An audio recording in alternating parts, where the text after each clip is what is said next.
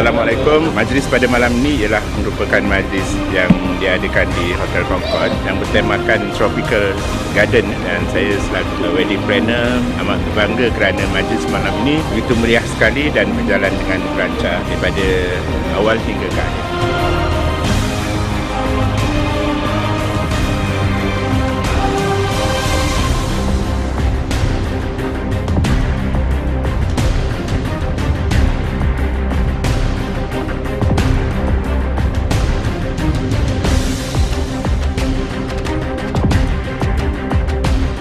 Lepas semua okey, bagus, berjalan lancar. Ini step yang teruk lah, semua okey.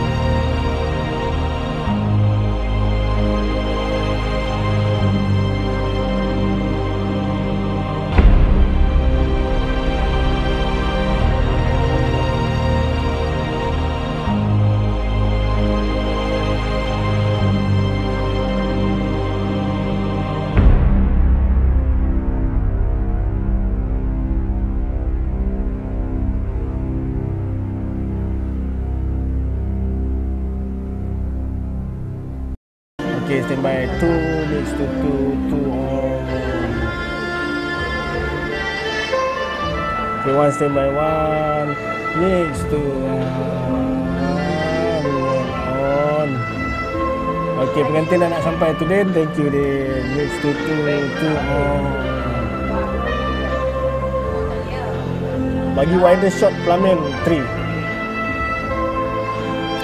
Sekarang 2 2 follow 2. Okay, 1 standby 1. Rosak pengantin perempuan 1 lagi 1. Tight lagi 1. Okay, 1 standby 1 on. Iris jaga. Okay, 2 standby 2 on. Tengok apa dia betul. Okay, 2 thank you 1 maintain dekat situ. Okay, maintain 2 shot pengantin 1. 2 shot pengantin 1. Okay, 1 and 2 mix 2 on.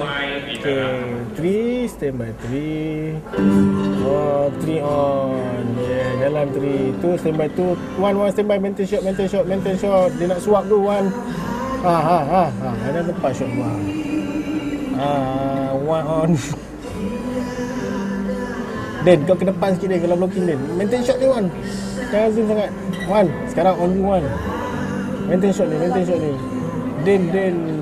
Okey, tu sekejap. 1 on.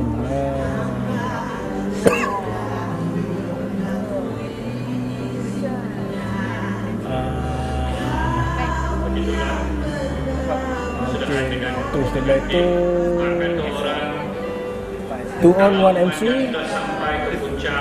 1 MC. Kalau sudah sampai ke lembah, kalau terjun sudah sampai ke jalan, kalau berenang sudah sampai ke pantai, kalau mudik sudah sampai ke hulu, kalau hanyut sudah sampai ke tuan.